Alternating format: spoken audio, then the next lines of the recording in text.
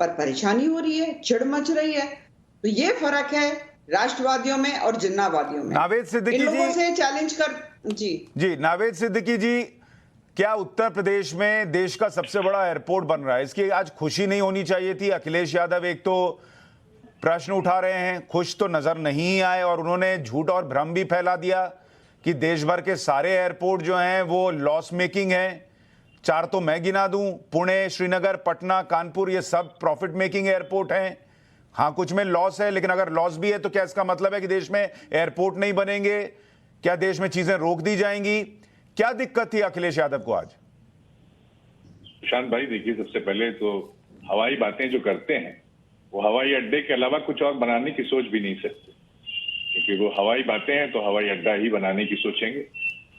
लेकिन जहां तक देखा, और अभी अखिलेश जी को भी आपने सुना और आपने भी अभी सुनाया अपने चैनल पे कि वो क्या कह रहे थे। उन्होंने कहा कि लॉस पे चल रहा है और एक तरफ लोगों को फायदा पहुंचाने के लिए, कुछ घरानों को फायदा पहुंचाने के लिए ये काम किया जा रहा है कि भाई देश के वो बिक रहे हैं। हमें तो एक दो लाइन याद आती है जब आदरणीय मोदी जी कहा करते थे, है कसम मुझे इस मिट्टी की, मैं देश नहीं बिकने दूंगा और मैं देश नहीं मिटने दूंगा।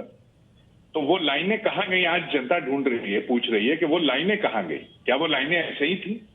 क्या वो सिर्फ टीवी चैनल पे आने के लिए लाइनें बोली गई थी? क्या वो इसीलिए बोली गई थी कि अखबारों की सुर्खियों में वो जगह अपनी बटोर सके अगले दिन, कि है कसम मुझे इस मिट्टी की, मैं देश नहीं बिकने दूंगा। काफी चीज लोग देख रहे हैं किस तरह से बिकती जा रही है और लोगों को किस तरह से वो हो रहा है।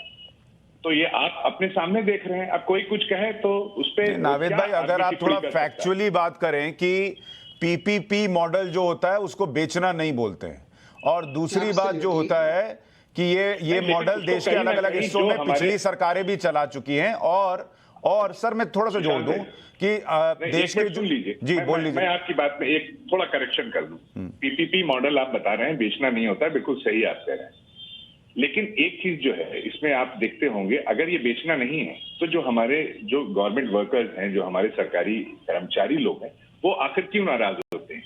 क्यों? क्योंकि उनको मालूम है कि फिर जो उनको हायर करेगा, जो उनको चलाएगा, लगाम जिसके हाथ में होगी वो तो अपने लोगों को लाएगा, अपनी चीज रखेगा। तो वो जो बेचारे बरसों से मेहनत कर रहे हैं हमारे देश के लोग, जिसको ये बिकने नहीं दे रहे थे, जिसको ये बिकने नहीं दे रहे थे, वो लोग जो बरसों से मेहनत कर रहे हैं, इसलिए वो सड़क पे उतरते हैं कि भाई ये चीज ना बिके, ये प्राइवेटाइजेशन ना हो। वो सड़क पर इसलिए उतरते हैं सर कि अगर वो मेहनत कर रहे होते, उनकी मेहनत पे कोई प्रश्न नहीं उठा रहा, लेकिन अगर उस मेहनत से प्रॉफिट नहीं हो रहा है और कोई आदमी उसमें पैसा लगाएगा तो वो उन लोगों को लाएगा जो उस तरीके से मेहनत करें जिससे प्रॉफिट हो, और वो मॉडल चेंज करेगा। इस देश में चेंज का लोग विरोध करते हैं। आपको याद होगा समाजवादी पार्टी ने कंप्यूटर युग का कितना विरोध किया था। आज आप भी मोबाइल पर कितना कुछ करते हैं और आप भी लैपटॉप और एप्पल के आईपैड्स वगैरह लेकर चलते होंगे। तो विरोध तो होता है, लेकिन उसका मतलब ये नहीं होता कि वो गलत है। देखिए, बिल्कुल हम ये आपसे कहेंगे कि गलत नहीं है अगर, तो हमारे देश की जनता को देखिए, जो आप दिखाते हैं, जिस तरह से लोग आवाज उठा रहे हैं, तो भाई जनता से बड़ा तो कोई नहीं है सुशांत भाई, ना हम हैं, सही बात, आप हैं। इस देश की जनता बड़ी है। आप मालूम है देश के 4th पिलर हैं, आपकी एक बहुत अहम जिम्मेदारी है, बहुत बड़ा किरदार है आप, लेकिन आप वो जगह नहीं रखते हैं, या हम वो जगह नहीं रखते हैं जो इस देश की आवाम रखती है, जो लोकतंत्र में एक बहुत बड़ा हिस्सा, जो चुनाव में अपना अहम किरदार निभाती है, जो अहम रोल निभाती है। वो इस वक्त बेसब्री से इंतजार कर रहे हैं। वो लोग सड़क पे उतरते हैं। चाहे शिक्षक को देख लीजिए, चाहे आप जितने भी हमारे कर्मचारी लोग हैं वो उतरते हैं। आखिर क्यों उतरते हैं? लॉस हो रहा है तो लॉस एकदम से अचानक कैसे शुरू हो गया? 2014 के बाद अचानक लॉन्च कैसे कि सब चीजें बिकना शुरू हो रही हैं? सर क्या वजह है? नावेद जी, मैं फैक्चुअली बात कर रहा हूं, मैं आपको डेटा बता रहा हूं कि कितने एयरपोर्ट प्रॉफिट में हैं, कुछ अगर लॉस में भी हैं और पीपीपी मॉडल में है तो वो सरकार का लॉस कम, जिस आदमी ने बिडिंग के जरिए, ओपन बिडिंग के जरिए उसमें इन्वेस्ट किया, उसका नुकसान है। आपको क्या ये नहीं दिखता कि जेवर एयरपोर्ट बनेगा तो कितने लोगों को रोजगार मिलेगा? आपको ये नहीं दिखता कि कितने लोगों के आसपास के इलाकों में रोजगार मिलेगा? क्या उन लोगों का फायदा नहीं होगा सर?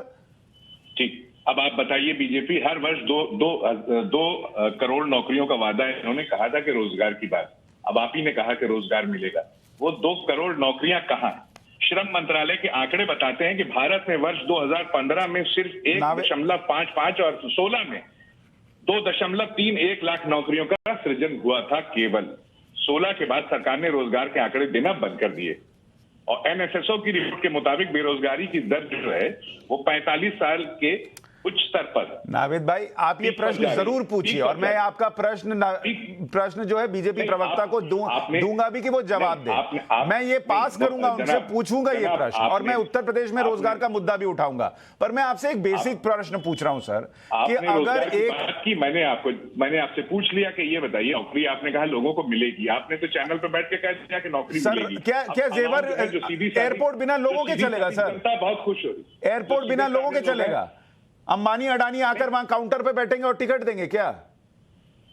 अब देखिए, दो नाम, ये नाम मैंने तो नहीं लिया। आप बोलते हैं सर, आप बोलते हैं, आप लोग बोलते हैं, इसीलिए मैंने आपके तरफ से बोल दिया। इसमें कौन सी बड़ी बात है? कोई ये सस्पेंस की बात थोड़ी, आप किसका नाम बोलते हैं कि अपने दोस्तों को दे दिया। ये अच्छा है साहब, आपने बॉल तो है मेरी तरफ फेंक दी। अब आप कह रहे हैं कि ये आप बोलते, मैं तो बिल्कुल नहीं बोला, मैंने तो ये दो नाम लिए ही नहीं। अरे भाई मान लीजिए, चलिए मैंने ही बोल दिया, आप इसी पे जवाब दे दीजिए। मैंने ही बोल दिया, अपनी मर्जी से बोल दिया, क्या वो आकर करेंगे या लोग चलाएंगे एयरपोर्ट?